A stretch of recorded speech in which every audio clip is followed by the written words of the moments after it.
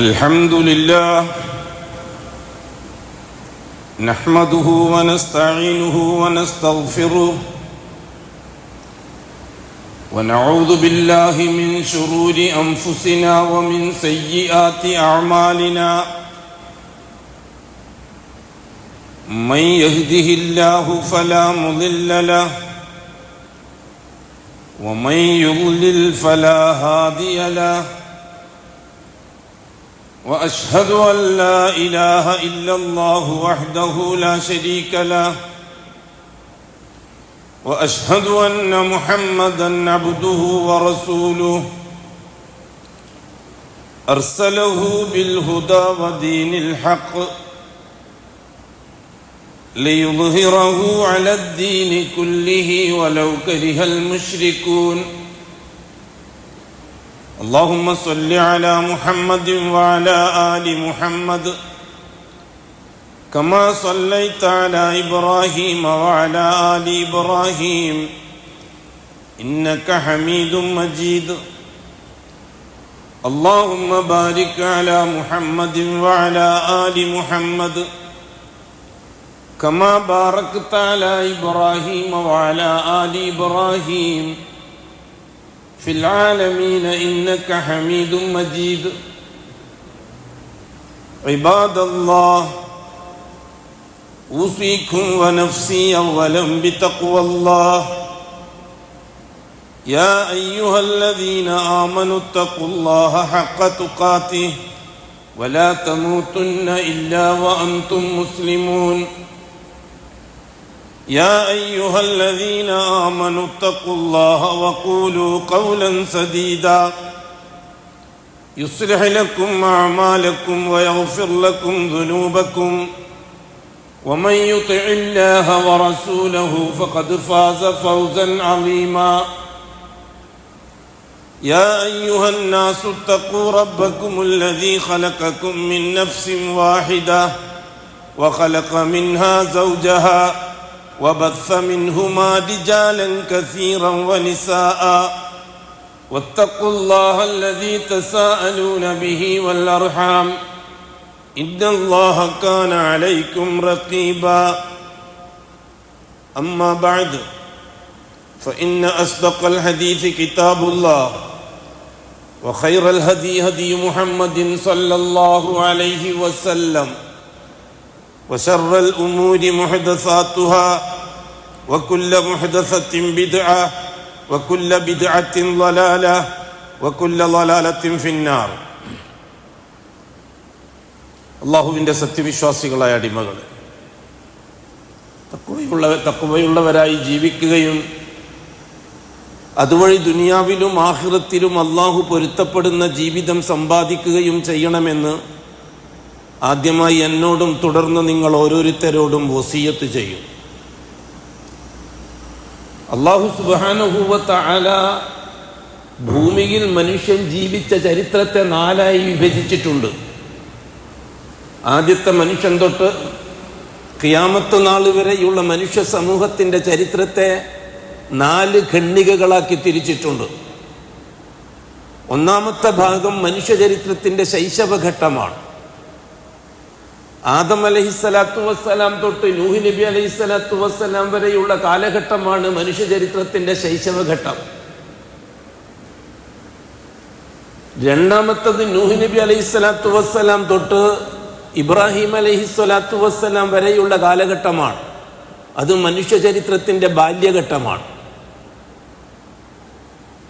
മൂന്നാമത്തത് ഇബ്രാഹിം അലൈഹിസ്സലാത്തു വസ്സലാം തൊട്ട് അഷ്റഫുൽ ഖൽഖ് സ്വല്ലല്ലാഹു അലൈഹി വസല്ലമ തങ്ങൾ വരെയുള്ള മൂന്നാമത്തെ ഘട്ടം, അത് മനുഷ്യ ചരിത്രത്തിൻ്റെ യൗവനഘട്ടമാണ്. നാലാമത്തത് അഷ്റഫുൽ ഖൽഖ് സ്വല്ലല്ലാഹു അലൈഹി വസല്ലമ തങ്ങൾ മുതൽ ഖിയാമത്ത് നാൾ വരെയുള്ള ഘട്ടം, അത് മനുഷ്യ ചരിത്രത്തിൻ്റെ വാർദ്ധക്യഘട്ടമാണ്. അല്ലാഹു തആല ഈ ചരിത്രത്തിലേക്ക് വെളിച്ചം വീശിക്കൊണ്ടൊരു കാര്യം നമുക്ക് വ്യക്തമാക്കി തന്നിട്ടുണ്ട്. ഇന്നല്ലാഹ അസ്തഫ ആദമ വ നൂഹൻ വ ആല ഇബ്രാഹിം വ ആല ഇംറാൻ അലൽ ആലമീൻ. ഇന്നല്ലാഹ അസ്തഫ അല്ലാഹു തആല തെരഞ്ഞെടുത്തിട്ടുണ്ട്. തീർച്ചയായും അല്ലാഹു തെരഞ്ഞെടുത്തിട്ടുണ്ട് ആദമിനെ. വനൂഹൻ, നൂഹിനെയും അല്ലാഹു തെരഞ്ഞെടുത്തിട്ടുണ്ട്. വആല ഇബ്രാഹിം കുടുംബത്തെയും, വആല ഇമ്രാന്റെ കുടുംബത്തെയും, അലൽ ആലമീൻ. ഈ ലോകത്ത് അല്ലാഹു സുബ്ഹാനഹു വ തആല മനുഷ്യന്റെ ചരിത്രം പഠിപ്പിക്കുന്നതിന് വിഭജിച്ച് തന്ന 4 ഘടകങ്ങളെ സംബന്ധിച്ചാണ് വിശദീകരിച്ചത്. ഒന്നാമത്തത് ആദ്യത്തെ മനുഷ്യനും ഭൂമിയിൽ ആദ്യം ജീവിക്കാൻ തുടങ്ങിയ മനുഷ്യനായ ആദമിനെ സംബന്ധിച്ച ആകാശലോകത്ത് വെച്ച് ആവശ്യമുള്ള അറിവുകൾ നേടി ഭൂമിയിൽ വന്നാൽ എന്ത് ചെയ്യണമെന്നതിനെ സംബന്ധിച്ച് ആകാശലോകത്ത് ചർച്ചകൾ നടന്ന് ആ ചർച്ചക്കൊടുവിൽ ചില്ലറ പരീക്ഷണങ്ങളും പരിശീലനങ്ങളും നൽകി ആ പരിശീലനത്തിന് ശേഷം ഭൂമിയിലേക്ക് അല്ലാഹു തആല മനുഷ്യനെ പറഞ്ഞു വിടുകയാണ്. എന്ന് വെച്ചാൽ മനുഷ്യൻ എന്ന സൃഷ്ടിയുടെ ആരംഭം ആകാശത്തിലാണ്. മനുഷ്യാസ്തിത്വത്തിന്റെ തുടക്കം ആകാശത്തിലാണ്. അതുകൊണ്ട് തന്നെ മനുഷ്യൻ എന്ന സൃഷ്ടി തികച്ചും അതിന്റെ ഉൽപ്പത്തി അഭൗതികമാണ്. അഭൗതികം എന്ന് പറഞ്ഞാൽ വഹ്യ് കൊണ്ട് മാത്രം അറിയാൻ പറ്റുന്ന കാര്യങ്ങൾക്കാണ് നാം അഭൗതികം എന്ന് പറയുന്നത്. വഹ്യിനോടൊപ്പം സാങ്കേതിക ജ്ഞാനത്തിലൂടെ മനസ്സിലാക്കിയെടുക്കാൻ പറ്റുന്ന കാര്യങ്ങൾക്ക് നാം ഭൗതികം എന്ന് പറയും. ഇതൊക്കെ നന്നായിട്ട് നമുക്കൊക്കെ അറിയാവുന്നതാണ്. ആദം അലൈഹിസ്സലാത്തു വസ്സലാമിന്റെ ജീവിതത്തിന്റെ 1-ാം ഘട്ടം തികച്ചും അഭൗതിക ലോകത്താണ്. വഹ്യിലൂടെ അള്ളാഹു പറഞ്ഞു തന്നതുകൊണ്ടാണ് നമുക്കത് മനസ്സിലാകുന്നത്. അത് മനസ്സിലാകാത്തവരാണ് മനുഷ്യോൽപത്തിക്ക് വേണ്ടി ചിമ്പാൻസികളെയും ദിനോസറുകളെയും തിരഞ്ഞെടുക്കേണ്ടി വന്നത്. വഹ്യിന്റെ ഇൽമു മനസ്സിലാകാത്തത് കൊണ്ടാണത്. മനുഷ്യൻ എന്ന സൃഷ്ടിയുടെ പ്രാരംഭം അള്ളാഹു പരിചയപ്പെടുത്തി തന്നത് നല്ല വിശദമായിട്ട് സൂറത്തുൽ ബഖറയിൽ. ഭൂമിയിലെത്തി ഭാര്യ ഭർത്താക്കന്മാര് ജീവിക്കാൻ തുടങ്ങിയപ്പോൾ ഭൂമിയിൽ മനുഷ്യ ചരിത്രത്തിന്റെ ശൈശവഘട്ടം ആരംഭിക്കുകയാണ്. നമുക്കറിയാമല്ലോ, ശൈശവഘട്ടം ശാരീരികമായി, ആരോഗ്യപരമായി, സാമൂഹ്യമായി, സാങ്കേതികമായി വലിയ പുരോഗതിയൊന്നും ശൈശവഘട്ടത്തിൽ ഒരു കുട്ടിക്കുണ്ടായിക്കൊള്ളണമെന്നില്ല. അതെ, ആദം അലൈഹിസ്സലാത്തു വസ്സലാം മുതൽ നൂഹ് നബി വരെയുള്ള കാലഘട്ടത്തെ പറ്റി നാം ചരിത്രപരമായി പരിശോധിച്ചാൽ കായികമായി വലിയ പുരോഗതിയൊന്നും നേടിയിട്ടില്ലാത്തൊരു കാലഘട്ടമാണെന്ന് മനസ്സിലാക്കിയെടുക്കാൻ പറ്റും. ഈ 4 കാലഘട്ടവുമായിട്ടാണ് ദീനുൽ ഇസ്ലാമിന്റെ ചരിത്രത്തെ അല്ലാഹു തആല ബന്ധിപ്പിച്ചിരിക്കുന്നത്. മനുഷ്യനോളം പഴക്കമുള്ള ദീനുൽ ഇസ്ലാം മുഹമ്മദ് നബിയാണ് ദീനുൽ ഇസ്ലാമിന്റെ ഫൗണ്ടർ എന്ന് പറഞ്ഞ് പഠിപ്പിക്കാൻ ഓറിയന്റലിസ്റ്റുകളും ക്രൈസ്തവ ജൂത മിഷണറിമാരും മെനക്കിടുന്നതിന്റെ യാഥാർത്ഥ്യം എന്താണെന്നറിയുമോ? ദീനുൽ ഇസ്ലാമിന്റെ തുടക്കക്കാരൻ മുഹമ്മദ് നബിയാണെന്ന് വരുത്തി തീർത്തിയിട്ട് വേണം പൂർവികമായ മതങ്ങളാണ് അടിസ്ഥാന മതങ്ങൾ എന്ന് പറഞ്ഞ് നൂഹ് നബിന്റെ കാലഘട്ടത്തിൽ മതങ്ങളെ കൊണ്ടെത്തിച്ച് ആദമിന്റെ ചരിത്രത്തിൽ നിന്ന് ഇല്ലാതാക്കണം. എന്നിട്ട് ഭൂലോകത്തുള്ള മതങ്ങളെല്ലാം പൗരാണികമാണ്, ഇസ്ലാം മാത്രം ഇന്നലെ വന്നതാണെന്ന് മനസ്സിലാക്കിയെടുക്കാനുള്ള ആ തന്ത്രപ്പാട്, അതിലൂടെ മോഡേൺ ഹിസ്റ്ററിക്കാരൻ നന്നായിട്ട് കൊയ്തെടുത്തു കാര്യങ്ങൾ. മോഡേൺ ഹിസ്റ്ററിക്കാരൻ ഇസ്ലാമിന്റെ ഫൗണ്ടർ മുഹമ്മദ് നബിയാണെന്ന് പറഞ്ഞപ്പോൾ ക്രിസ്ത്യാനിസത്തിനും ജൂതായിസത്തിനും മജൂസിസത്തിനും അഡ്രസ് ഉണ്ട് എന്നായി അതിന്റെ വരികൾക്കിടയിലുള്ള വായന. നമ്മൾ മനസ്സിലാക്കണം.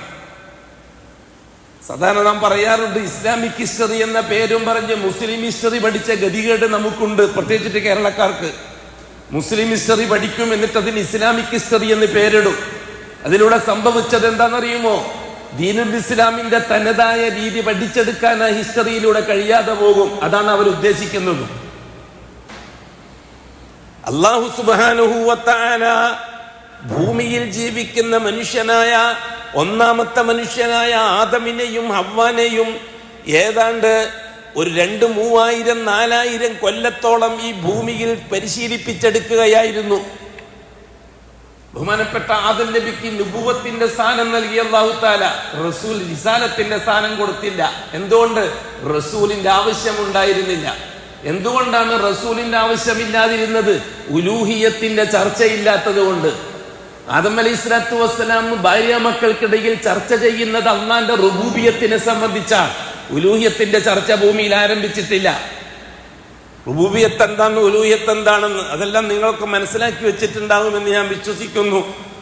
എന്നെ ഒരു പുതിയ പരിചയക്കാരാണല്ലോ നിങ്ങൾ. അപ്പൊ നിങ്ങളുടെ അവസ്ഥ എന്താണെന്നും നിങ്ങളെ കപ്പാസിറ്റി എന്താണെന്നൊന്നും എനിക്കറിയില്ല. അതുകൊണ്ട് ഇതെല്ലാം മനസ്സിലാക്കിയവരായിരിക്കും മിക്കവാറും എന്ന് ഞാൻ അനുമാനിക്കുന്നു.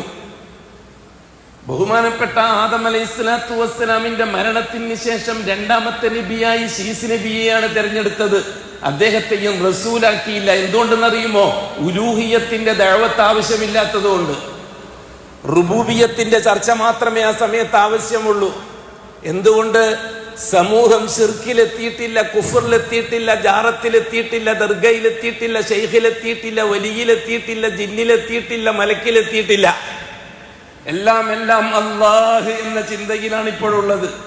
അതുകൊണ്ട് ഉലൂഹിയത്തിന്റെ ചർച്ച ആവശ്യമായി വന്നില്ല. അതുകൊണ്ട് തന്നെ ഒരു റസൂലിന്റെ ആവശ്യം ഉണ്ടായി വന്നില്ല.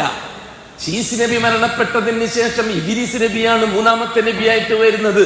അദ്ദേഹത്തിനും റിസാലത്തിന്റെ പട്ടം കൊടുത്തില്ല. കാരണം റുബൂബിയത്തിൽ നിന്നൊരംശം പോലും തെറ്റിപ്പോയിട്ടില്ല ആദമിന്റെ സന്തതികൾ. അതേ അഷ്റഫുൽ ഖൽഖ് പറഞ്ഞു, ആദം അലൈഹിസ്സലാത്തു വസ്സലാമിന്റെ മക്കൾ 10 തലമുറ കുല്ലുഹും ഫി തൗഹീദ്, 10 തലമുറ തൗഹീദിലാണ് എന്ന് ഇബ്നു അബ്ബാസിൽ നിന്നുള്ള നിവേദനം. പിന്നീട് ചരിത്രത്തിന്റെ നിർണായക ഘട്ടം, അതെ, ഉലൂഹിയത്തിന്റെ ദഅവത്തുമായി നൂഹ് നബി അലൈഹിസ്സലാത്തു വസ്സലാമിനെ അല്ലാഹു തആല നിയോഗിച്ചു. 4ാമത്തെ നബിയും 1ാമത്തെ റസൂലും. ആകെ എത്ര റസൂലാ? 313 റസൂലേ ആകെയുള്ളൂ. നബിയോ 1,24,000-ഓളം. വല്ലപ്പോഴും താരതമ്യം നടത്തി നോക്കിയിട്ടുണ്ടോ? അതെന്തോ 1,24,000 നബിമാരെ കൂട്ടത്തിൽ 313 മുർസലിങ്ങൾ മാത്രം. ചിന്തിച്ചിട്ടുണ്ടോ വല്ലപ്പോഴും? അല്ലാഹു സുബ്ഹാനഹു വ തആല 4ാമത്തെ നബിയെയാണ് 1ാമത്തെ റസൂലാക്കി നിയോഗിക്കുന്നത്. 1,24,000-ാമത്തെ നബിയാണ് മുഹമ്മദുർ റസൂലുള്ളാഹ്. അഷ്റഫുൽ ഖൽഖിന് നുബുവത്തും റിസാലത്തും രണ്ടും നൽകിയിട്ടുണ്ട്. ഹസ്രത്ത് നൂഹ് നബി അലൈഹിസ്സലാത്തു വസ്സലാമിനെ റസൂലാക്കാനുള്ള കാരണം എന്താ? ആദം നബിന്റെ സന്താന പരമ്പരയിലെ തലമുറയിലെ 11ാമത്തെ തലമുറ ശിർക്കിലെത്തി, അഥവാ ജാറത്തിലെത്തി. ആരുടെ ജാറം? വദ്ദിന്റെയും സുവാഇന്റെയും യഊഖിന്റെയും യഹൂസിന്റെയും ജാറം ഇറാഖിൽ. ജാറത്തിന് ചുറ്റും ഇരുന്ന് അവരെ വസീലയാക്കിക്കൊണ്ട്, ജാഹ് ബർക്കത്ത് കൊണ്ട് അവരെ ഇടയാളാക്കിക്കൊണ്ട് അള്ളാഹുവിൽ നിന്ന് കാര്യങ്ങൾ നേടാൻ വേണ്ടിയിട്ട് മുസ്ലിമീങ്ങൾ തയ്യാറായപ്പോൾ അവർക്കെതിരിൽ കടുകടുത്ത വാണിങ്ങുമായിട്ടാണ് ഹസ്രത്ത് നൂഹ് നബി അലൈഹിസ്സലാത്തു വസ്സലാം റസൂലായിട്ട് വരുന്നത്. അല്ലേ? എന്താണ് ഖുർആൻ സൂറത്തു നൂഹ്? ഇന്നാ അർസൽനാ നൂഹൻ ഇലാ ഖൗമിഹി, ഇന്നാ അർസൽനാ നൂഹൻ, തീർച്ചയായും നാമാണ് നൂഹിനെ റസൂലാക്കി നിയോഗിച്ചത്. ആരിലേക്ക്? ഇലാ ഖൗമിഹി, നൂഹിന്റെ ഖൗമിലേക്ക്. ആരായിരുന്നു നൂഹിന്റെ ഖൗമ? വേറെ ഏതെങ്കിലും മതക്കാരായിരുന്നോ? നമ്മുടെ നാട്ടിൽ ഇന്ന് കാണുന്ന ഹിന്ദുമതക്കൾ അന്ന് ഹിന്ദുമതക്കാർ അന്നുണ്ടായിരുന്നോ? ക്രിസ്ത്യാനിസം അന്നുണ്ടായിരുന്നോ? ജൂതായിസം അന്നുണ്ടായിരുന്നോ? മജൂസിസം അന്നുണ്ടായിരുന്നോ? ഷിഈസം അന്നുണ്ടായിരുന്നോ? ബഹുമാനപ്പെട്ട നൂഹ് നബി അലൈഹിസ്സലാത്തു വസ്സലാമിന്റെ ഖൗമിന് മതങ്ങൾ പരിചയമുണ്ടോ?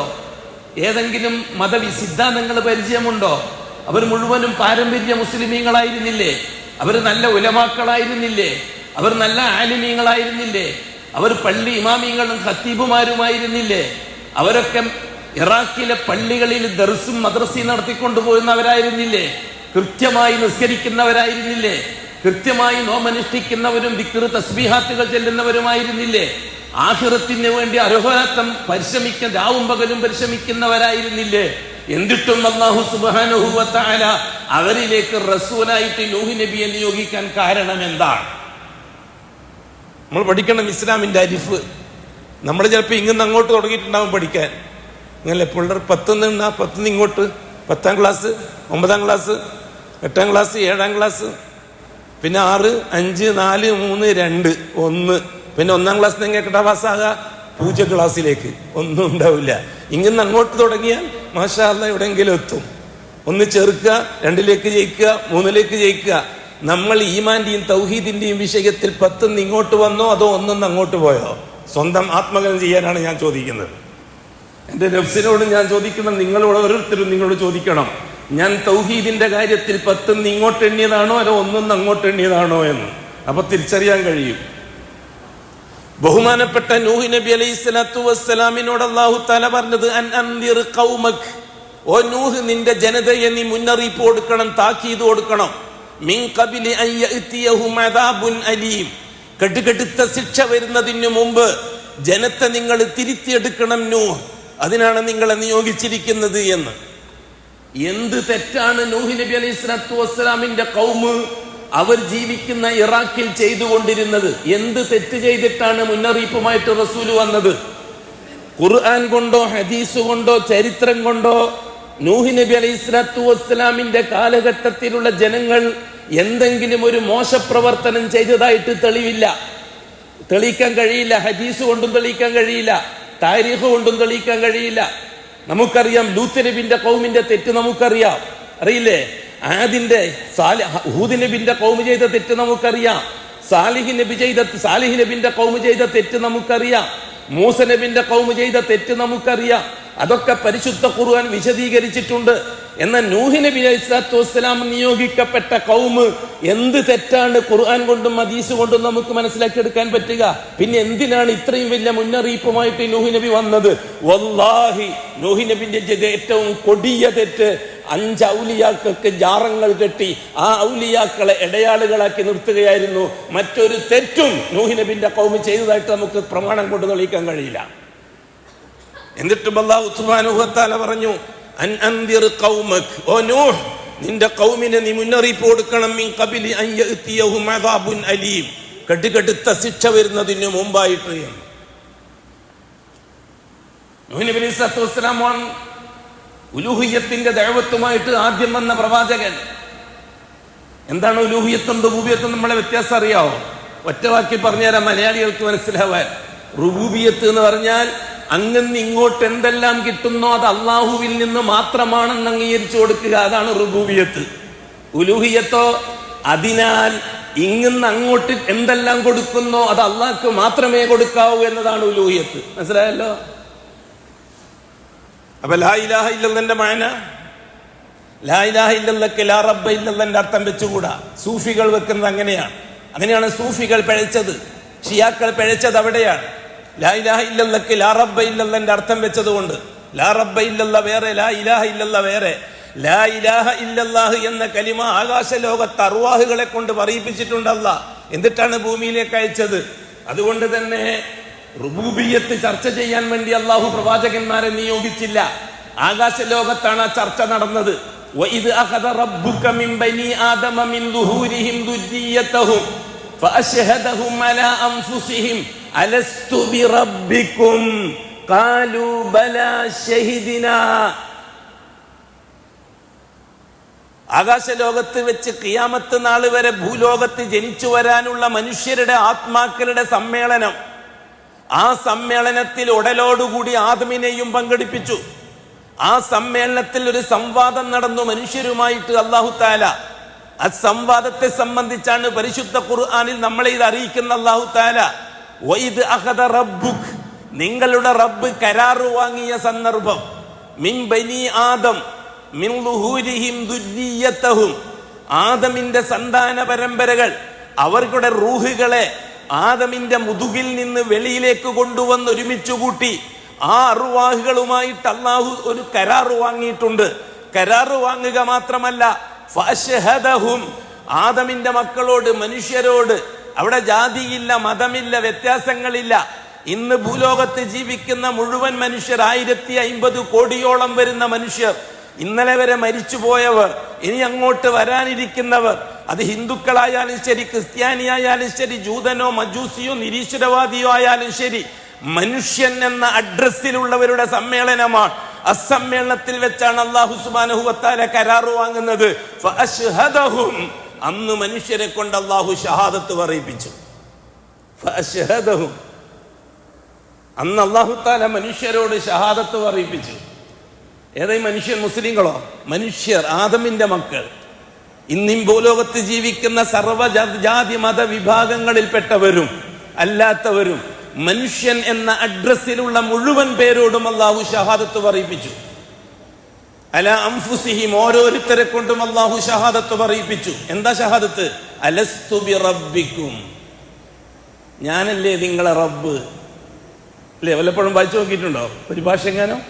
അലസ്തു ബി റബ്ബിക്കും, നിങ്ങളെ റബ്ബ് ഞാനല്ലേ എന്ന് വെച്ചാൽ അർത്ഥം നിങ്ങളെ സകല കാര്യങ്ങളും നടത്തി തരുന്നവൻ ഞാനല്ലേ എന്നർത്ഥം.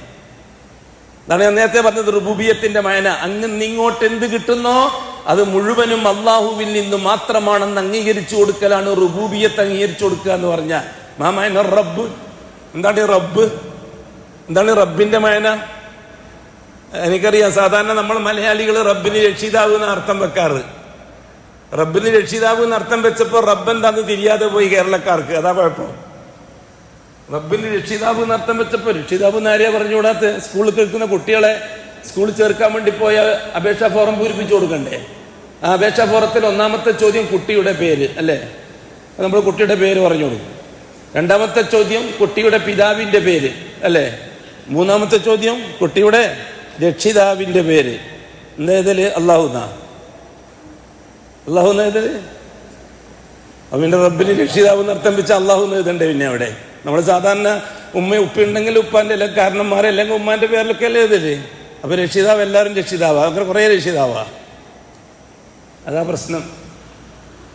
അത് റബ്ബ് റബ്ബ് ഐ അൽ മുൽക്ക് വൽ ഖൽഖ് വത്തദ്ബീർ, മൂന്ന് അധികാരാവകാശങ്ങൾ ഏതൊരുവനിൽ മാത്രം നിക്ഷിപ്തമാണോ അവനെ വിളിക്കാൻ ഉപയോഗിക്കുന്ന പേരാണ് റബ്ബ്. ഏതാണ് ഈ മൂന്ന് അധികാരാവകാശങ്ങൾ? ഒന്ന് അൽ മുൽക്ക്, ഈ പ്രപഞ്ചമഖിലാണ്ടത്തിന്റെയും ഉടമസ്ഥനാകാനുള്ള അധികാരം. രണ്ട് അൽ ഖൽഖ്, ഈ പ്രപഞ്ചമഖിലാണ്ടത്തെയും നിർമ്മിക്കാനുള്ള അധികാരം. മൂന്ന് അൽ തദ്ബീർ, നിർമ്മാണത്തിന് ശേഷം അതിനെ മുഴുവനും നിയന്ത്രിക്കാനുള്ള അധികാരം. ഈ മൂന്ന് അധികാരം ഏതൊരുത്തനിൽ മാത്രം നിക്ഷിപ്തമാണോ അവനെ വിളിക്കാൻ ഉപയോഗിക്കുന്ന പേരാണ് റബ്ബ്. അതുകൊണ്ട് രക്ഷിതാവേ എന്ന് പറഞ്ഞിട്ട് റബ്ബിന്റെ മയന കുറക്കണ്ട. അള്ളാഹിനോട് ദുആ ചെയ്യുമ്പോൾ രക്ഷിതാവേ എന്ന് പറഞ്ഞിട്ട് ദുആ ചെയ്യേണ്ട, റബ്ബേ എന്ന് പറഞ്ഞിട്ട് ദുആ ചെയ്തോളി. റബ്ബന റബ്ബി. പ്രവാചകന്മാര് ഭൂരിപക്ഷവും ദുആ ചെയ്തത് റബ്ബ് എന്ന വാക്കുകൊണ്ടാണ്. റബ്ബ് എന്ന വാക്കാണ്. അല്ലാഹുമ്മ എന്ന് വളരെ കുറച്ചേ പ്രവാചകന്മാര് ദുആക്ക് ഉപയോഗിച്ചിട്ടുള്ളൂ. എല്ലാ പ്രവാചകന്മാരും ആദം നബി തൊട്ട് ഇങ്ങോട്ട് എടുക്കുന്ന ആദം നബി അലൈഹി സ്വലാത്തു വസ്സലാമിന്റെ ദുആ റബ്ബനാ വലംനാ അൻഫുസനാ വഇല്ലം തഗ്ഫിർ ലനാ. നൂഹ് നബിന്റെ ദുആ റബ്ബി ഇന്നി ദഅഉതു ഖൗമി വലൈലം വനഹാറ. അങ്ങനെ ഓരോ നബിമാരെ കഥ എടുക്കി എല്ലാ നബിമാരും ദുആ ചെയ്തത് റബ്ബ് റബ്ബ് റബ്ബ് എന്ന് പറഞ്ഞുകൊണ്ടാണ്. കാരണം എനിക്ക് എൻ്റെ എല്ലാ കാര്യങ്ങളും നടത്തി തരുന്നവനായ അല്ലാഹുവേ എന്നർത്ഥം. ഇവിടെയാണ് അല്ലാഹു സുബ്ഹാനഹു വ തആല മനുഷ്യകുലത്തോട് ചോദിക്കുന്നത്, ഞാനല്ലേ നിങ്ങളെ റബ്ബ്? ഖാലു ബലാ. അന്ന് മനുഷ്യലോകം മുഴുവനും, ഇന്ന് വരെ മരിച്ചു തീർന്നവർ, ഇന്ന് ജീവിച്ചിരിക്കുന്നവർ, ഇനി അങ്ങോട്ട് ജനിക്കാനിരിക്കുന്നവർ, ലോകാവസാനം വരെ മനുഷ്യ സമൂഹത്തിന്റെ മുഴുവൻ ആത്മാക്കളും ഒറ്റവാക്കിൽ അന്ന് അല്ലാഹു ഉത്തരം കൊടുത്തു. ഖാലു ബലാ, അതെ നീയാണ് ഞങ്ങളെ റബ്ബ്.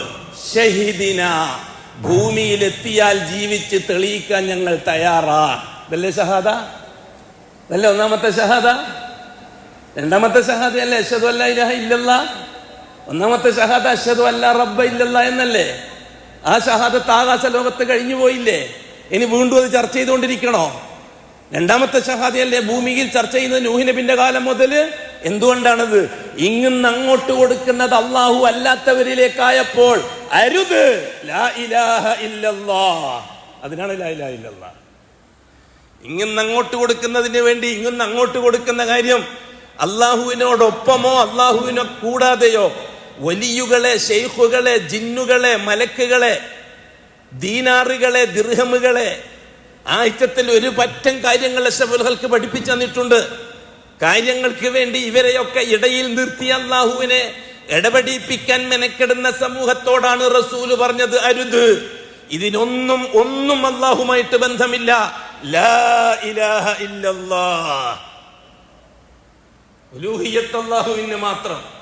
എന്നിട്ട് ചോദിക്കുന്നു പ്രവാചകന്മാർ അനുയായികളോട്, തെളിയിക്കാൻ തയ്യാറുണ്ടോ? ജീവിച്ച് തെളിയിക്കാൻ തയ്യാറുണ്ടോ? റുബൂബിയ്യത്ത് തെളിയിക്കാൻ നിങ്ങൾ തയ്യാറാകുമെന്ന് പറഞ്ഞിട്ടല്ലേ വന്നത്? റുബൂബിയ്യത്ത് നിങ്ങൾ ആകെ കുളമാക്കിയിരിക്കുകയല്ലേ? ആ റുബൂബിയ്യത്ത് കുളമായ അവസ്ഥക്ക് ഒന്നിക്ക് ഡിസ്മിസ് ആയിട്ടുണ്ട്, അല്ലെങ്കിൽ സസ്പെൻഡ് ആയിട്ടുണ്ട്, അല്ലെങ്കിൽ ഡാമേജുകൾ വന്ന് ഉപയോഗശൂന്യമായിട്ടുണ്ട്. അത് തിരുത്തണം. നിങ്ങൾ തിരുത്താനുള്ള വഴി എന്താ? ലാ ഇലാഹ ഇല്ലല്ലാഹ്ക്ക് ഷഹാദ പറയണം. അഷ്ഹദു അൻ ലാ ഇലാഹ ഇല്ലല്ലാഹ്. എന്താ അർത്ഥം? അഷ്ഹദു, ഞാൻ ജീവിച്ച് തെളിയിക്കാൻ തയ്യാറാണെന്ന് നിനക്ക് ഉറപ്പ് തരുന്നു. ഇതല്ലേ ഷഹാദത്തിന്റെ മൈന?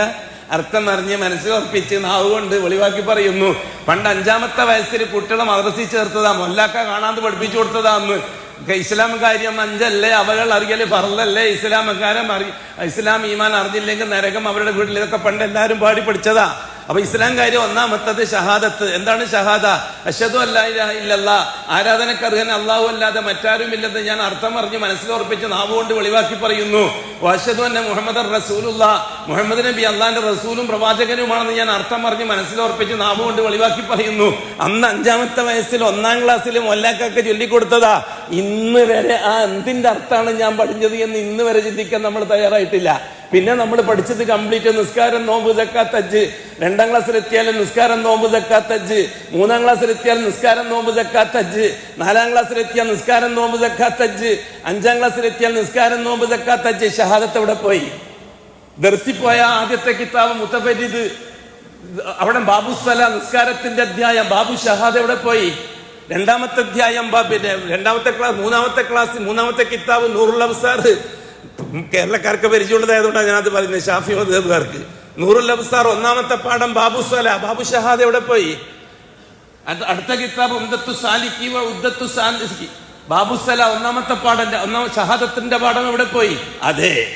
അതെ ആദ്യത്തെ തലമുറകൾക്ക് ശേഷം ഷീഇയ്യത്തിന്റെ കൈകളിലേക്ക് ഭൂലോകത്തിന്റെ ആധിപത്യം വന്നു ചേർന്നപ്പോൾ ഇസ്ലാമിന്റെ 1-ാമത്തെ കാര്യമായ ഷഹാദ വിശദീകരിക്കാതെ മൂടിവെക്കുകയും നിസ്കാരം, നോമ്പ്, സക്കാത്ത്, ഹജ്ജ് മാത്രം പഠിപ്പിക്കുകയും ചെയ്തപ്പോൾ നമ്മൾ അത് മാത്രം പഠിച്ചവരായി.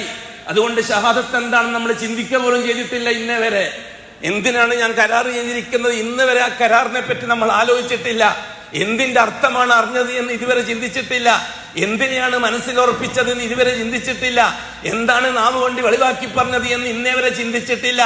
5-ാമത്തെ വയസ്സിൽ മൊല്ലാക്കാക്ക് കാണാതെ പറഞ്ഞു കൊടുത്തതിന്റെ പിറ്റേന്ന് മുതൽ ഇന്ന് വരെ ഇത്രയും വയസ്സാകുന്നത് വരെ ഇസ്ലാമിന്റെ 1-ാമത്തെ കാര്യമായ ഷഹാദ നാം ആലോചിച്ചിട്ട് പോലുമില്ല. ഉണ്ടോ? ഒന്ന് നെഞ്ചത്ത് കൈവച്ചിട്ട് ചോദിച്ചേ. അള്ളാഹുവിന് ഉറപ്പ് കൊടുക്കുകയാണ് നാം. അശ്ഹദു, ഞാൻ ജീവിച്ച് തെളിയിക്കാമെന്ന് നിനക്ക് ഉറപ്പ് തരുന്നു അല്ലാഹുവേ.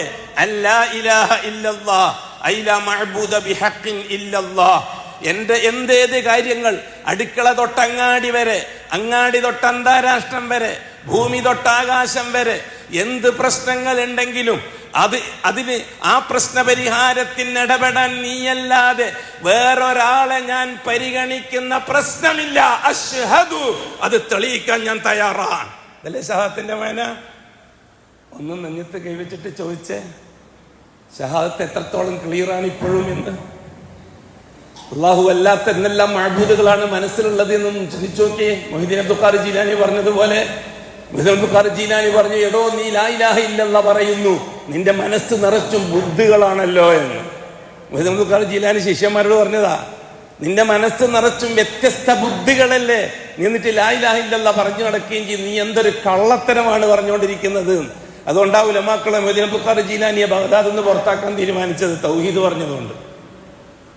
മനസ്സിലാക്കാൻ അള്ളാഹു തൗഫീഖ് നസീബാക്കി തരട്ടെ. അതെ, ഹസ്രത്ത് നൂഹ് നബി അലൈഹി സ്വലാത്തു വസ്സലാമിന്റെ കാലഘട്ടത്തിൽ നടന്ന വിപ്ലവകരമായ തൗഹീദി ദഅവത്തിന്റെ കനയത് അതായിരുന്നു മനുഷ്യ ചരിത്രത്തിന്റെ ബാല്യദശയിൽ അള്ളാഹു തആല പഠിപ്പിച്ചത്. പിന്നെ അത് യൗവന ദശയിലേക്ക് കടക്കുകയാണ്, ഇബ്രാഹിമി കാലഘട്ടത്തിലേക്ക്. അഖൂലു ഖൗലി ഹാദാ വല്ലാഹു അഅലം وأستغفر الله العظيم لي ولكم وأستعفيه عني وعنكم وعن جميع المسلمين والمؤمنين أجمعين واستغفروه إنه هو الغفور الرحيم.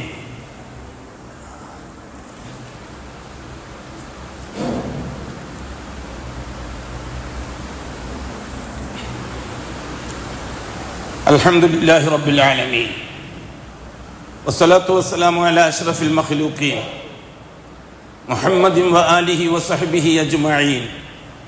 عباد الله اتقوا الله حق تقاته ولا تموتن إلا وأنتم مسلمون. സഹോദരങ്ങളെ, സഹോദരിമാരെ, അല്ലാഹു സുബ്ഹാനഹു വ തആല ഇബ്രാഹിം അലൈഹിസ്സലാത്തു വസ്സലാമിന്റെ കാലഘട്ടത്തിലേക്ക് ചരിത്രത്തെ കൊണ്ടുവന്നു. നേരത്തെ എന്താ പറഞ്ഞത്? ഇന്നല്ലാഹ അസ്തഫ ആദം വ നൂഹൻ വ ആല ഇബ്രാഹിം. ഇബ്രാഹിമി കുടുംബത്തെയാണ് പിന്നീട് അല്ലാഹു തആല ചരിത്രത്തിന്റെ സാക്ഷ്യമാക്കി പറഞ്ഞു തരുന്നത്. അത് ദീനുൽ ഇസ്ലാമിന്റെ യൗവനഘട്ടമായിരുന്നു ആരംഭിക്കുന്നത്. ഇബ്രാഹിം അലൈഹി സ്വലാത്തു വസ്സലാം തൊട്ടാണ് യൗവനത്തിന്റെ ഊക്കും ഉശിരും കാണിച്ചു തുടങ്ങിയത്. ആ കാലഘട്ടത്തിലാണ് കിതാബുകൾ ഇറങ്ങാൻ തുടങ്ങിയത്. ആ കാലഘട്ടത്തിലാണ് സുഹഫുകൾ ഇറങ്ങാൻ തുടങ്ങിയത്. ആ കാലഘട്ടത്തിൽ, അതെ, ഇബ്രാഹിം അലൈഹി സ്വലാത്തു വസ്സലാം തൊട്ടിങ്ങോട്ട് അഷ്റഫുൽ ഖൽക്കിന്റെ കാലഘട്ടം വരെ, അതിന്റെ ഇടയിലാണ് മൂസ അലൈഹി സ്വലാത്തു വസ്സലാമിന്റെ ചരിത്രത്തെ വേറൊരു ചാനലിലൂടെ അള്ളാഹു പഠിപ്പിക്കാൻ തയ്യാറാകുന്നത്. എന്തൊരു രസമാണ് പരിശുദ്ധ ഖുർആൻ നമുക്ക് പഠിപ്പിച്ചിരുന്ന കാര്യം. ആദം അലൈഹി സ്വലാത്തു വസ്സലാമിൽ നിന്ന് നൂഹിലേക്ക്, നൂഹിൽ നിന്ന് ഇബ്രാഹിമിലേക്ക്, ഇബ്രാഹിമിൽ നിന്ന് 2 ചാനൽ. ഒന്ന് മൂത്ത മകൻ ഇസ്മായിലിന്റെ വഴിയിൽ അറബികൾ, ഖുറൈശികൾ വരെ. രണ്ടാമത്തത് ഇസ്ഹാഖ് എന്ന രണ്ടാമത്തെ മോന്റെ ചാനൽ. ആ ചാനൽ ഈസാ നബി അലൈഹി സ്വലാത്തു വസ്സലാം വരെയുള്ള ഇസ്രായേലി ചാനൽ. ഇവ രണ്ടിനെയും മുഹമ്മദുർ റസൂലുള്ളാഹിന്റെ ഫൈനൽ കാലഘട്ടവുമായിട്ട് ബന്ധിപ്പിക്കുന്നു അല്ലാഹു തആല. അവസാനത്തത് മുഹമ്മദുർ റസൂലുള്ള വാർദ്ധക്യഘട്ടമാണ്. മക്കയിൽ പ്രവാചകനായി വന്ന അഷ്റഫുൽ ഖൽക്ക് ഇസ്മായിലി പാരമ്പര്യത്തിൽ ഇബ്രാഹിമിലേക്ക് ചെന്നു, കഅബാലയത്തെ കേന്ദ്രമാക്കിക്കൊണ്ട്. മദീനയിലേക്ക് ഹിജ്റ പോയത് വെറും യാദൃച്ഛിക ചരിത്രമാണെന്ന്, വെറും ഇടികൊണ്ടപ്പോഴോ പോയതാണെന്ന് കരുതിപ്പോണ്ട. അള്ളാഹു മദീനയിൽ എത്തിക്കുകയാണ് അഷ്റഫുൽ ഖൽക്കിനെ. എന്തിനെന്നറിയുമോ? ഇസ്മായിൽ, ഇസ്ഹാഖി പാരമ്പര്യത്തിൽ ഈസാ വരെയുള്ള കാലഘട്ടത്തെ മുഹമ്മദ് മുസ്തഫക്ക് പരിചയപ്പെടുത്തി കൊടുക്കാൻ. അങ്ങനെ മക്കയിൽ വെച്ച് ഇസ്മായിലി പാരമ്പര്യം പഠിച്ചെടുത്ത മുഹമ്മദ് നബി, മദീനയിൽ വെച്ച് ഇസ്രായേലി പാരമ്പര്യം പഠിപ്പിച്ച മുഹമ്മദ് നബി, മക്കം ഫതഹിന്റെ സന്ദർഭത്തിൽ രണ്ടും കൂടി ഒന്ന് ചേർത്തുകൊണ്ട് പ്രഖ്യാപനം വന്നു. എന്താ പ്രഖ്യാപനം?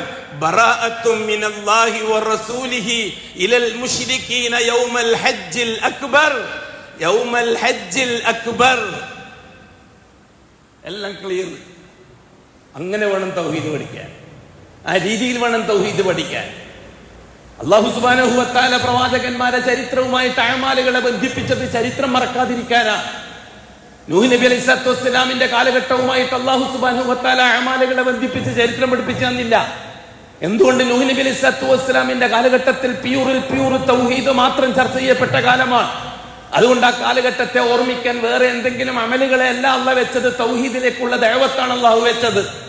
എന്നാൽ ഇബ്രാഹിം അലൈഹി സ്വലാത്തു വസ്സലാമിന്റെ കാലഘട്ടം തലമുറകളോളം ഓർമ്മിക്കാൻ അല്ലാഹു സുബ്ഹാനഹു വ തആല ഹജ്ജ് വെച്ചു. വഅദ്ദിൻ ഫിന്നാസി ബിൽ ഹജ്ജ്, വഅദ്ദിൻ ഫിന്നാസി ബിൽ ഹജ്ജ്. ഇബ്രാഹിമോടാ പറഞ്ഞത്, ഹജ്ജിന് വേണ്ടി വിളിക്കുക ജനങ്ങളെ എന്ന്. എന്തിനായിരുന്നു സുഹൃത്തുക്കളെ? ആജിയാകാനോ? ഒരു 5 ലക്ഷം ചെലവാക്കിയിട്ട് പോയിട്ട് ഒരു ടൂർ അടിച്ചിട്ട് വരാനോ? ഇല്ല. ഇബ്രാഹിമി ചരിത്രവുമായി ബന്ധപ്പെട്ട് വരും ലോകത്തിന്റെ മുമ്പിൽ തൗഹീദിന്റെ ദീപശിഖ ഏറ്റെടുക്കാനുള്ള പ്രതിനിധികളാണ് ഹാജിമാർ. അതിനാണ് അല്ലാഹു തആല തെരഞ്ഞെടുത്തിട്ട് അങ്ങോട്ട് വിട്ടിരിക്കുന്നത്. കഅബാലയത്തിന്റെ മുന്നിൽ അല്ലെങ്കിൽ മീഖാത്തിലെത്തി ഇഹ്റാം കെട്ടുന്ന സന്ദർഭത്തിൽ അല്ലാഹു തആല ചോദിക്കുന്നത്, നീ എങ്ങോട്ടാണ്? ഹാജിയോട്, ഹജ്ജുമ്മാനോട്. ഞാൻ നിന്റെ ഭവനത്തിലേക്കാണ്, കഅബാലയത്തിലേക്കാണ്, ഹജ്ജിനാണ്. അല്ലാഹു തആല പറഞ്ഞു, ആണോ? എങ്കിൽ നീ ആദ്യമായിട്ട് നിന്റെ തൗഹീദ് ഉറപ്പിക്കിൻ, എന്നെ മഅബൂദായിട്ട് പരിഗണിക്കിൻ, എന്റെ പ്രവാചകൻ മുഹമ്മദിനെ റസൂലായിട്ട് പരിഗണിക്കിൻ. തയ്യാറുണ്ടോ? തയ്യാറാ. എങ്കിൽ നിന്റെ ഡ്രസ് ഒന്ന് അഴിച്ചു മാറ്റ്. നീ സൂട്ടും കോട്ടും ഇട്ടിട്ടില്ലേ വന്നിരിക്കുന്നത്, അതൊന്ന് അഴിച്ചു മാറ്റ്. നിന്റെ കിരീടമൊക്കെ ഒന്ന് അഴിച്ചു മാറ്റ്. നിന്റെ പത്രാസുള്ള കോട്ടങ്ങ് അഴിച്ചു മാറ്റ്. നിന്റെ എല്ലാം അങ്ങ് അഴിച്ചു മാറ്റ്. ഒരു തുണി ഉടുക്ക്, ഒരു തുണി പുതക്ക്. തയ്യാറുണ്ടോ? ലബ്ബൈക് അല്ലാഹുമ്മ ലബ്ബൈക് ലബ്ബൈക് ലാ ശരീക ലക ലബ്ബൈക്. അതാണത്. തയ്യാറാണ് അല്ലാഹുവേ, ഞാൻ നിന്റെ അടിമയാവാൻ തയ്യാറാ. എന്റെ ജീവിതത്തിൽ ജനിച്ചിട്ട് ഇന്ന് വരെ തുണി ഉടുത്ത ശീലം എനിക്കില്ല. ചെറിയ പ്രായത്തിൽ തന്നെ ബാപ്പ സൂട്ടും കോട്ടും ഇട്ടിട്ടാണ് പഠിപ്പിച്ചത്, തുണി ഉടുത്ത് പഠിപ്പിച്ചിട്ടില്ല. അതുകൊണ്ട് എനിക്കതറിയില്ല, പരിചയമില്ല. പക്ഷെ നിന്റെ മുമ്പിൽ ഞാൻ വെറും കീടം, അടിമ. ഞാൻ തയ്യാറാ. കോട്ട് മാറ്റലായി, തുണി മാറ്റലായി, കിരീടം മാറ്റലായി, എല്ലാം മാറ്റലായി. ഒരു തുണി ഉടുക്കലായി, ഒരു തുണി പുറക്കലായി. എന്നിട്ട് പറയാണ് അല്ലാഹുവിനോട്, ലബ്ബൈക് അല്ലാഹുമ്മ ലബ്ബൈക് ലബ്ബൈക് ലാ ശരീക ലക ലബ്ബൈക് ഇന്നൽ ഹംദ ലാ ശരീക ലക ലബ്ബൈക്. നീയല്ലാതെ വേറൊരാള് പറഞ്ഞാലും ഞാൻ ഇത് അനുസരിക്കുന്ന പ്രശ്നമില്ല. എനിക്കത് ശീലമില്ലാത്ത കാര്യമാണ്, ഞാൻ അംഗീകരിക്കുന്ന പ്രശ്നമില്ല. പക്ഷെ നീ എന്നോട് കൽപ്പിക്കുന്നു, ഞാൻ പ്രവർത്തിക്കാൻ തയ്യാറാണ്. കാരണം ഞാൻ നിനക്ക് ഷഹാദത്ത് തന്നിട്ടുണ്ട്, കരാറ് തന്നിട്ടുണ്ട്. അശ്ഹദു അല്ലാ ഇലാഹ ഇല്ലല്ലാഹ്. അല്ലാഹു അക്ബർ. ഹജ്ജുമ്മ മീഖാത്തിലെത്തുന്നു ഹജ്ജിന് വേണ്ടി. അല്ലാഹു തആല ചോദിക്കുന്നത് അല്ലാഹുവിന്റെ ഭവനത്തിലേക്കാണോ? ആണ്. അല്ലാഹുവിന്റെ ഭവനത്തിലേക്കാണ് ഞാൻ. എങ്കിൽ നീ മനസ്സിലാക്കണം, നീ അന്തസ്സുള്ള കുടുംബത്തിലെ പെണ്ണാ, തറവാടിത്വമുള്ള കുടുംബത്തിലെ പെണ്ണാ. നിന്റെ അന്തസ്സിനൊരു കുഴപ്പവും വന്നിട്ടില്ല, നിന്റെ തറവാടിത്വത്തിനും മഹിമക്കൊരു കുഴപ്പവും വന്നിട്ടില്ല. അതുകൊണ്ട് തന്നെ നിന്റെ മുഖം ഇന്ന് വരെ ഒരു അന്യപുരുഷൻ കണ്ടിട്ടില്ല. ഞാൻ നിനക്ക് പറഞ്ഞു തന്ന 7 കൂട്ടരല്ലാതെ ലാ തുബ്ദീന സീനത്തഹുന്ന ഇല്ലാ ലിബുഉലതിഹിന്ന ഔ ആബാഇഹിന്ന ഔ ആബാഇ ബുഉലതിഹിന്ന ഔ അബിനാഇഹിന്ന, അങ്ങനെ 7 കൂട്ടരെ ഞാൻ പറഞ്ഞു തന്നിട്ടുണ്ട്. അവരെ മുമ്പിലല്ലാതെ നിന്റെ സീനത്ത് നീ വെളിവാക്കി പോകരുത് എന്ന് ഞാൻ പറഞ്ഞപ്പോൾ നീ അതനുസരിച്ചു. നിന്റെ അയൽവക്കക്കാര് പോലും നിന്റെ മുഖം കണ്ടിട്ടില്ല, നിന്റെ ഈ പറയപ്പെട്ട കുടുംബക്കാരല്ലാതെ. ഇപ്പോൾ നിന്നോട് ഞാൻ പറയുന്നു, ആ മുഖം മൂടി അഴിച്ചു മാറ്റ്. തയ്യാറുണ്ടോ? നിന്റെ അന്തസ്സിന്റെ അടയാളം ഒന്ന് അഴിച്ചു മാറ്റ്. നിന്റെ പത്രാസിന്റെ അടയാളം ഒന്ന് അഴിച്ചു മാറ്റി. നിന്റെ കുടുംബ മഹിമയുടെ, തറവാടിത്വത്തിന്റെ മഹിമയുടെ ആ മുഖംമൂടി ഒന്ന് അഴിച്ചു മാറ്റ്. ഇനി വെറും അടിമ പെണ്ണായിട്ട് വന്നാൽ മതി എന്റെ വീട്ടിലേക്ക്. സുരക്ഷിതത്വം, അഭയവും ഞാൻ തരാം. തയ്യാറുണ്ടോ? ഉണ്ടല്ലാഹുവേ. ലബ്ബൈക് അല്ലാഹുമ്മ ലബ്ബൈക് ലബ്ബൈക് ലാ ശരീക ലക ലബ്ബൈക്. നീ പറഞ്ഞാലല്ലാതെ ഞാൻ അതനുസരിക്കുകയില്ല. നീ എന്നോട് നാട്ടിൽ നിന്ന് പറഞ്ഞു നിന്റെ മുഖം മറ്റൊരുത്തൻ കാണരുതെന്ന്. ഇപ്പം നീ പറയുന്നു എല്ലാവരും കാണട്ടെ എന്ന്. നീ എന്ത് കൽപ്പിച്ചാലും ഞാൻ അബുദാണ്, ഞാൻ അബുദാണ്. ലബ്ബൈക് അല്ലാഹുമ്മ ലബ്ബൈക്.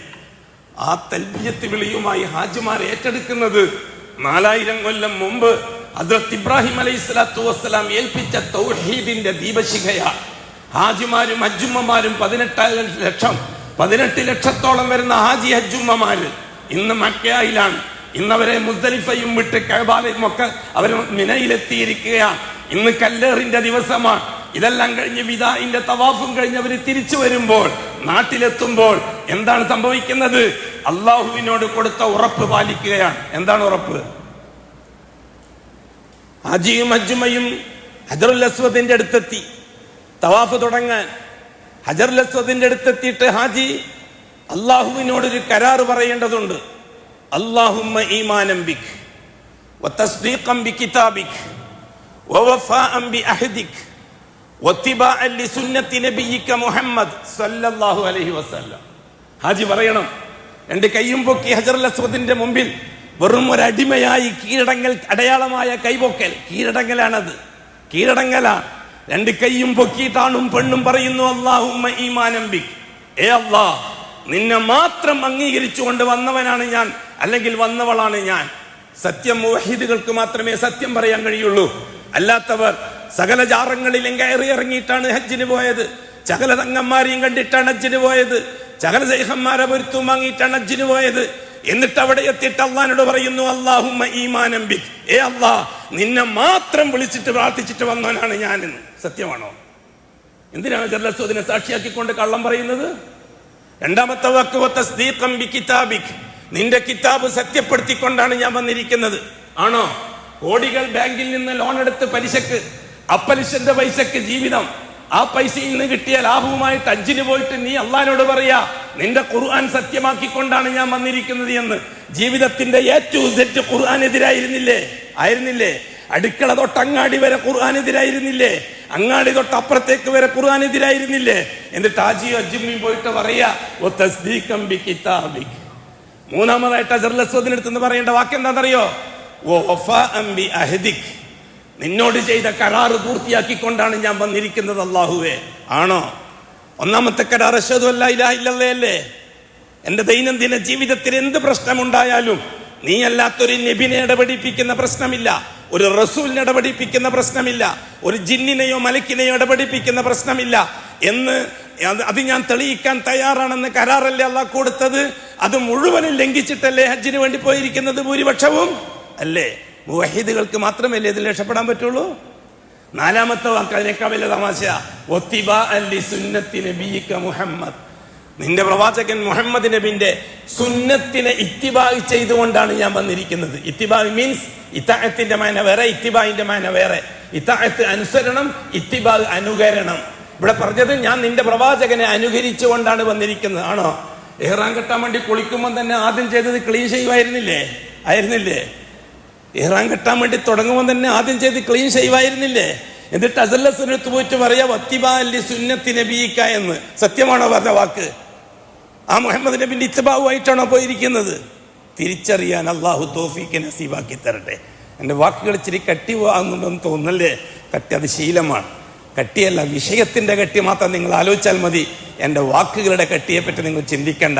അള്ളാഹു സുബ്ഹാനഹു വ തആല എല്ലാം മനസ്സിലാക്കി മരിക്കുന്നതിന് മുമ്പ് അള്ളാഹു കൊടുത്ത ഷഹാദത്തിന് ഒരു പോറലുവേൽക്കാതെ, ഒരു ഡാമേജും സംഭവിക്കാതെ, ഒരു സസ്പെൻഷനും നടക്കാതെ, ഒരു ഡിസ്മിഷനും നടക്കാതെ പ്യൂർ ഷഹാദത്തുമായി മരിക്കാനും ആ ഷഹാദത്തിൻ്റെ ഒറിജിനൽ സർട്ടിഫിക്കറ്റുമായി നാളെ അള്ളാഹുവിനെ കണ്ടുമുട്ടാനും അള്ളാഹുവിൻ്റെ അടുത്ത് കഴിഞ്ഞുകൂടുന്ന ആ നല്ലവരായ ന്യൂനപക്ഷത്തോടൊപ്പം ആ സന്തോഷത്തോടെ ജീവിക്കാനും എന്താണോ വേണ്ടത്, അള്ളാഹു സുബ്ഹാനഹു വ തആല അതിനുള്ള അവസരം മരിക്കുന്നതിന് മുമ്പ് നമുക്ക് നസീബാക്കി തരട്ടെ. നമ്മിൽ നിന്ന് മരിച്ചുപോയവർക്ക് അള്ളാഹു ബർസഖ് സന്തോഷമാക്കി കൊടുക്കട്ടെ. നമ്മുടെ രോഗികൾക്ക് അള്ളാഹു ഖുദ്റത്ത് കൊണ്ട് ശിഫാ നസീബാക്കി കൊടുക്കട്ടെ. ഒരു സഹോദരൻ ബൈക്ക് ആക്സിഡന്റിൽ ആശുപത്രിയിലാണെന്ന് കേട്ടു. അള്ളാഹു അവൻ്റെ ഖുദ്റത്ത് കൊണ്ട് സലാമത്തുണ്ടാക്കി കൊടുക്കട്ടെ. എല്ലാ സംരക്ഷണവും അള്ളാഹു തആല നൽകുകയും ചെയ്യട്ടെ. അലാ വസല്ലു വസല്ലിമു അലൻ നബിയിൽ മുസ്തഫ വർ റസൂലിൽ മുർത്തദ വഖാല മുഖ്ബിറൻ വആമിറ ഇന്നല്ലാഹ വമലായികതഹു യുസല്ലൂന അലൻ നബി യാ അയ്യുഹല്ലദീന ആമനു സല്ലു അലൈഹി വസല്ലിമു തസ്ലീമാ اللهم صل وسلم وبارك على محمد وعلى ال محمد كما صليت على ابراهيم وعلى ال ابراهيم انك حميد مجيد. اللهم ارض عن اشرف خلفائه الراشدين المهديين ابي بكر وعمر وعثمان وعلي رضي الله عنهم وعن سائر الصحابه والقرابه كلهم اجمعين وارض عنا معهم برحمتك يا ارحم الراحمين. اللهم اغفر للمؤمنين والمؤمنات والمسلمين والمسلمات الأحياء منهم والأموات. اللهم إنك مجيب الدعوات وقاضي الحاجات. طيب ثرانا وثراهم واجعل الجنة مأوانا ومأواهم.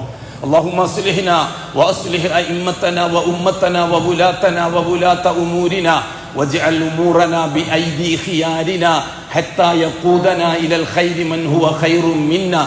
اللهم انصر جيوش المسلمين وفك أسر المأسورين وقض الدين عن المدينين.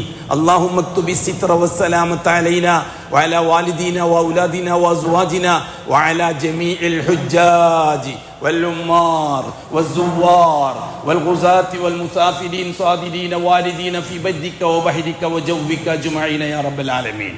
اللهم اعزنا واعز الاسلام والمسلمين. اللهم انصرنا وانصر الاسلام والمسلمين.